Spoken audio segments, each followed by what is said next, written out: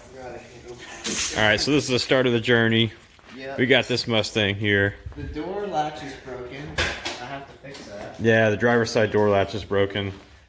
Ironically, it's made of metal, and the other one's made of plastic, and it still works fine on the other side. But the one with metal broke. Yeah, that's how it works. So basically, yeah, we're doing the trick flow, stage 2 cam swap. Top end kit. Top end kit. So it's got the stage 2 cam and the 170cc trick flow aluminum heads, and then the aluminum intake. And we're going to be running the 19-pound injectors still. With the bigger throttle body. Yeah, the 70mm BBK. Yeah. Hopefully we'll have some just long tube headers, but we might end up buying shorties instead. We'll see what the budget looks like. But We're about to start it up just to move it over a little bit. This is just the stock 302 with the stock cam. Yeah, it's literally just a stock 302, so nothing really impressive, but just to compare to. Frame of reference. Yeah, just compare to before we get the chop going. The chop. So.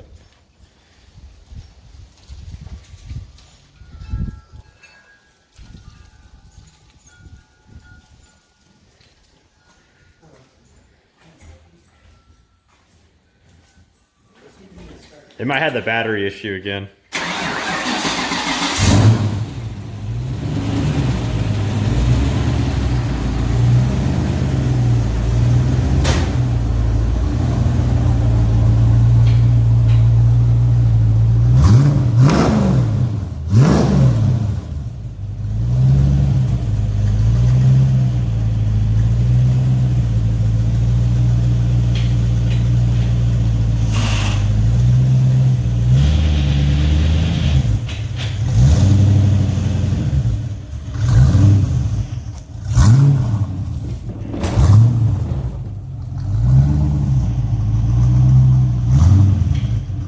You're good.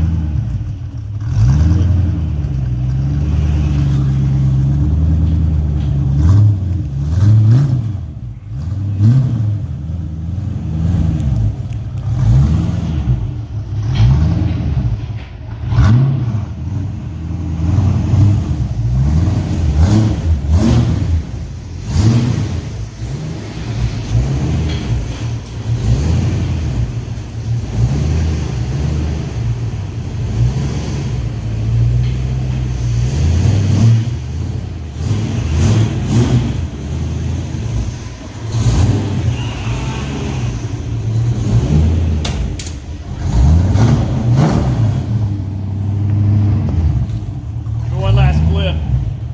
One last.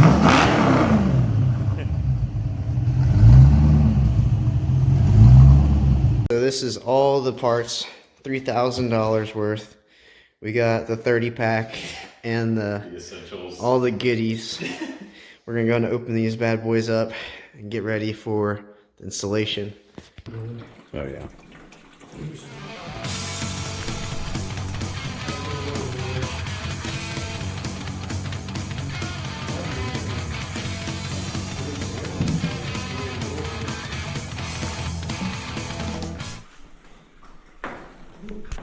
All right, you just Yep. pulled that sucker off. Chain. It came with a double roller, so that's interesting. Well, That's interesting. normally it's a single. This is where we're at so far. Have to pull the camshaft out. No, not that I'm aware of, because it's a hydraulic roller. Look it up. I'll let my friend Joe Hines know that you're going to message him with a 302. Need to break it. There's a certain. I know it sounds fucked up, but there's like a heat rating. There's blah blah blah blah blah. It needs to be heat soaked at certain times. Even with the roller? Modern metallurgy may correct that, but literally, people are sweat.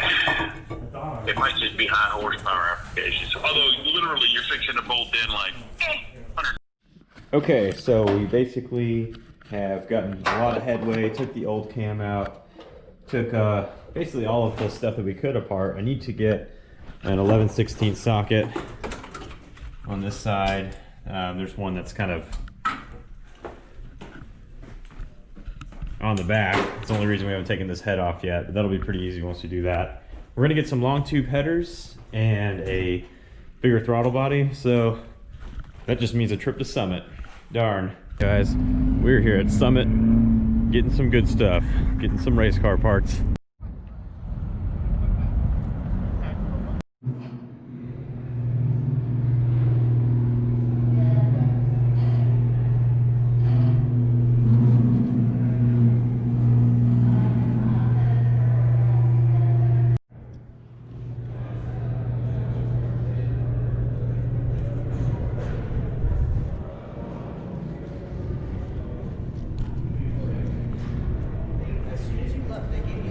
Serious? They did give me a sticker, so I'm still mad. Did you ask for one? No. I'm gonna ask for one. So we out here, just got a bunch of speed parts. We got your boy Joseph and Cameron. Video, just like what's going on here. Looking at tenders.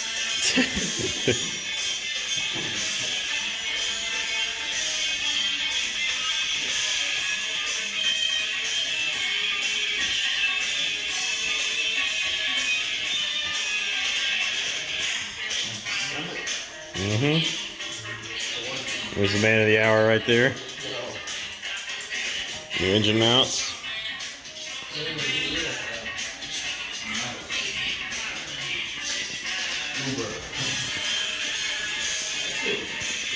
And that's what's about to happen.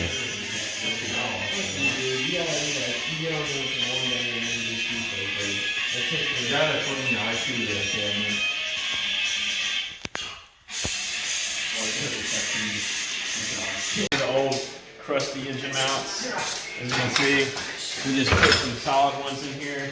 We got boy Joseph, he just cranked down that last bolt. It's gonna look good, pretty. Look at those grade 8 steel fancies.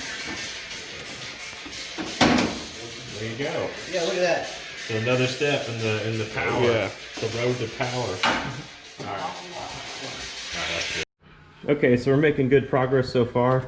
We had to go through some trouble, a nightmare, to get these long tubes on. On the driver's side, we had to take the steering assembly off. Everyone runs shorty headers on the Fox bodies. But this will be worth it. And we did this when the heads are off, so that was a huge plus. Yeah. And then come over here, got Joseph scraping off the block surface. Yeah. That side was fairly easy. We had to take the starter off and then wrap some header wrap around it. I'm thinking about making like a heat shield to protect the starter a little bit and, you know, the harness. But other than that, it should be coming along pretty good.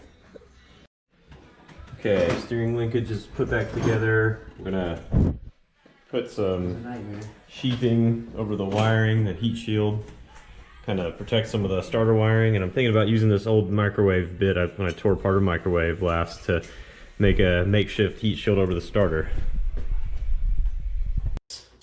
We're tapping some stuff. Look at that.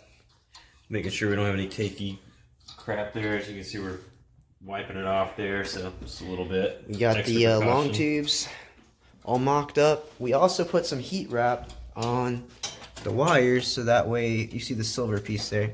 That way they don't get hot. And then we got a shield that we're gonna put on one of the bolts to the starter just to keep the heat away from the starter. Oh yeah, because it's basically impossible to reach. Custom made heat shield, which is somewhere amazingness. Made from a microwave. Yeah, I held a magnetron in a microwave, and I said, "Oh, I know the perfect piece of metal for this." And so, there you go. Angle grinder and some the death wheel, and then sandpaper was concrete. Oh yeah, because I needed to file the sharp bits down, so I just used the driveway. So the earth is your sandpaper. Oh yeah, look at that. Ooh, let's take a closer look. Not too bad, but a little gross. It is a little gross. Oh, yeah. All right. Going. Okay, so here we are. Couldn't really film putting the camshaft in there, but look, here we go. You can see inside there. The cam is spinning. There are those pretty lobes. Here, we can bring the light over here. Yeah, I'm gonna go on this. Yeah, just bring it over here. Now. Go ahead. Here, bring it over. You're all good. Right there. You can see the lobes. Look at that. That's so cool. That is beautiful. All right. So this is, we pretty much put the lifters in there. We are working on getting that heat shield put on there. Sketchy looking heat shield. Dangerous heat shield. Yeah, we used the death wheel to make that, so. A lot of stuff is on. We put the oil filter on. I think we might have done that before in the last clip. But most importantly, we put the lifters in here, and it looks super cool. That does look really cool. That is so cool. Coming together. Anyways, that's mainly what I wanted to show. There you go. Okay, so I have cleaned this timing cover pretty okay. Like, as you can see, the gasket still kind of has like this film on it. I took a razor blade and got most of the big chunks of gasket off, so it should be okay. I might go over these a little bit more. But for the main part, cleaned it out with the engine degreaser. I'm going to take that front main seal out and replace that because it came with the brand new one. The front of the cover looks a little bit better. I used a whole can of engine degreaser on this thing, and it still looks pretty gross. So, I mean, mainly the top. The top didn't really clean up all that great, just because I didn't really have like a brush or anything to go through it with. Just using like shop towels to try and wipe this thing down. Like I said, a whole thing of engine degreaser, and this is the best I got.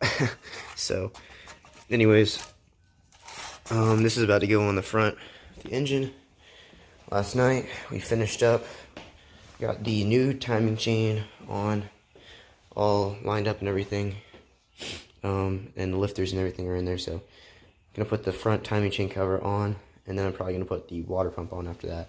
So that's where we're going next with this. But yep. Okay, so I have officially put the timing cover on. Now, a little bit of an issue getting that seal on there, but I did end up getting it on there.